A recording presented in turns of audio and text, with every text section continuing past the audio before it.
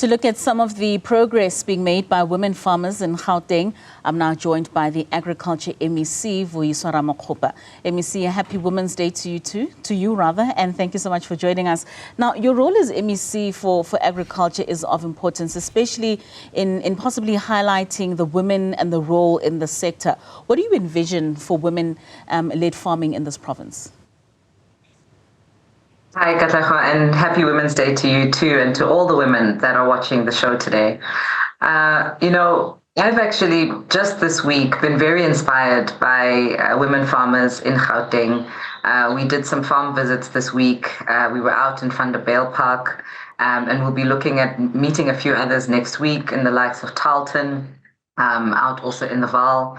And, really what we've seen is that there is a growing trend of women getting into farming, and women of all ages, which is also something quite nice to see. And it's across different areas. It's both livestock farming as well as mixed, fresh produce, so different types of products, from your spinach to your soyas and maize. And all these different types of products. So I think, one, there definitely is a space and an opportunity for women within this sector. But there has to be a lot more intentional work to encourage and enable, women to actually make a career out of this. And that's why one of our second and key priorities that we have set out as a seventh administration in the Department of Agriculture and Rural Development in Gauteng is to really focus on the commercialization of small-scale farmers. We really want to get to a point where farmers have ready access to market.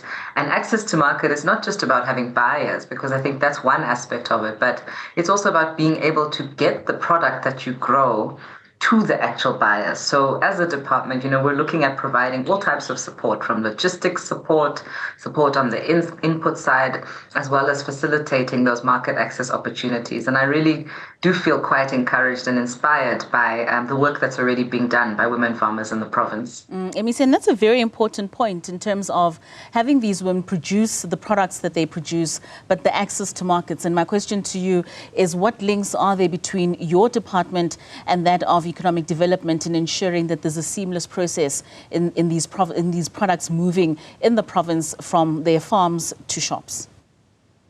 Sure. I mean, the market, by the way, is quite far-reaching. So when we talk about the market, we're talking about, the likes of the actual fresh produce markets like your Joburg and Tshwane market, which are owned by the municipality, by the way, and governed by the municipality. So there's engagement happening at that level through various intergovernmental IGR platforms, intergovernmental relations platforms.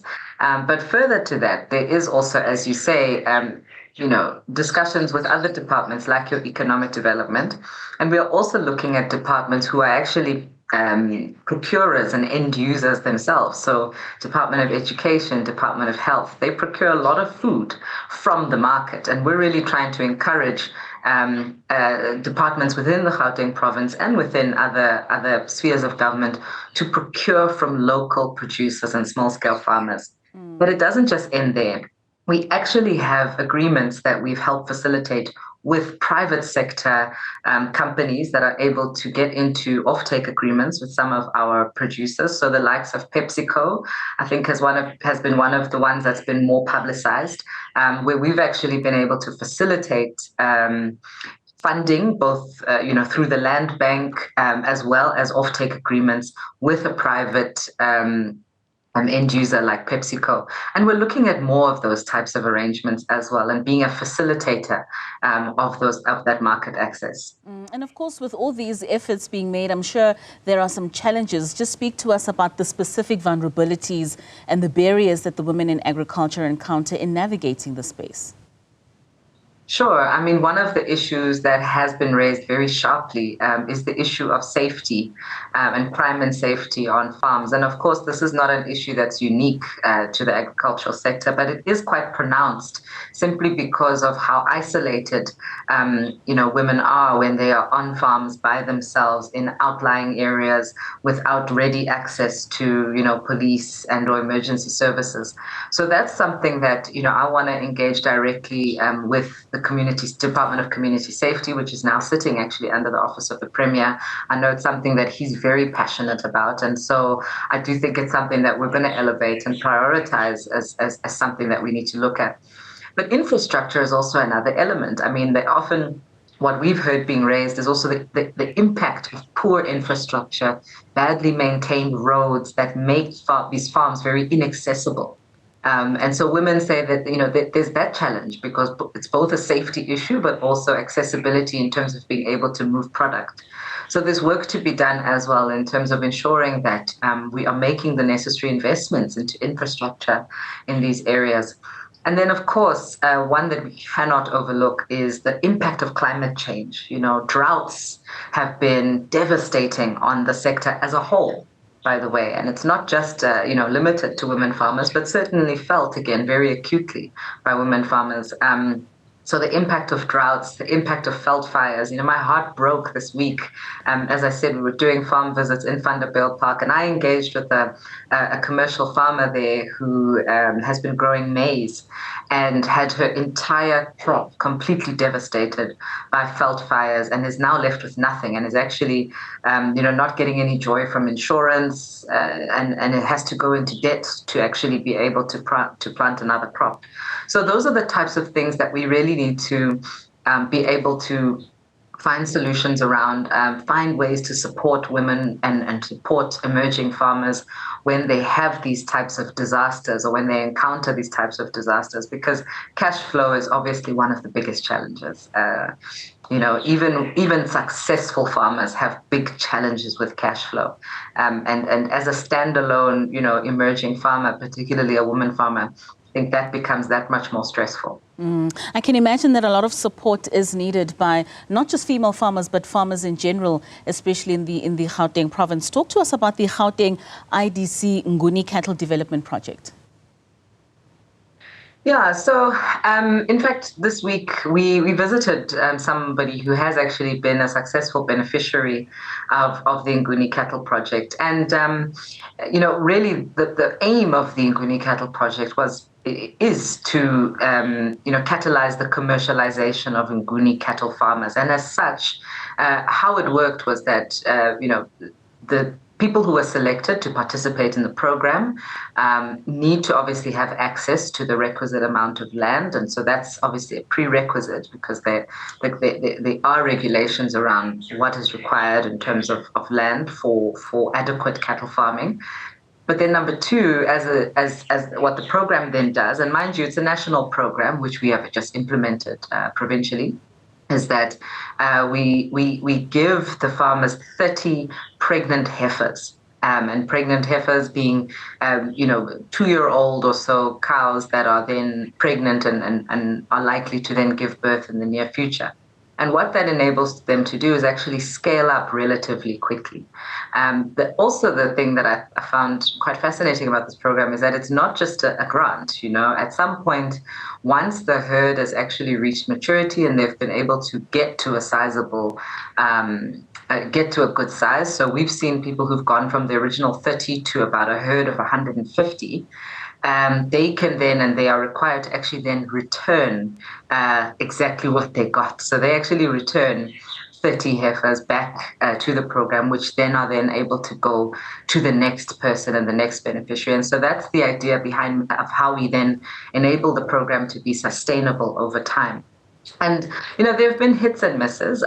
Fortunately, as I said, I have encountered a few people who have had a lot of success with the program.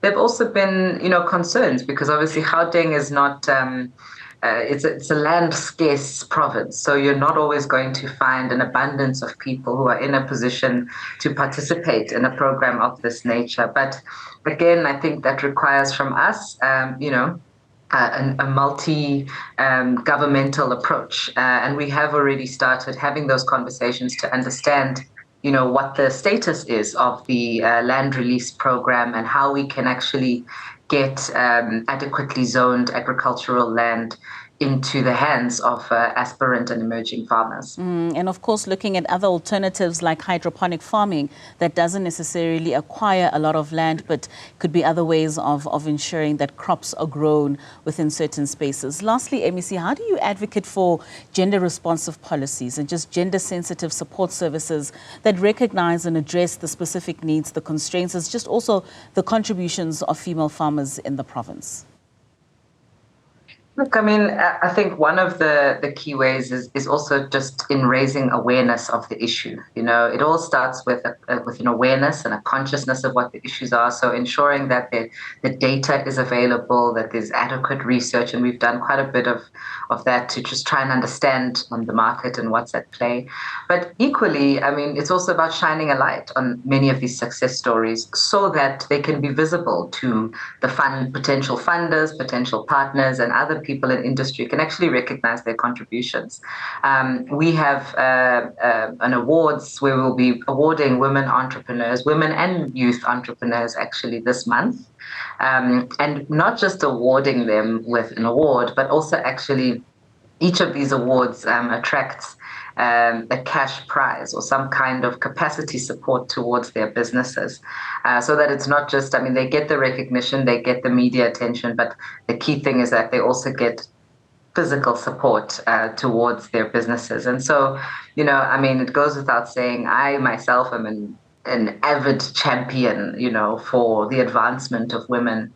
And I think through the work that the department is doing in finding and seeking out, you know, these success stories, both in the, primary farming space, but also in the agro-processing space, which is very exciting as well. We're really just looking for those pockets of excellence, and we're shining a light on them, and we're ensuring that they receive the adequate support from ourselves and from other arms of government and other funding institutions.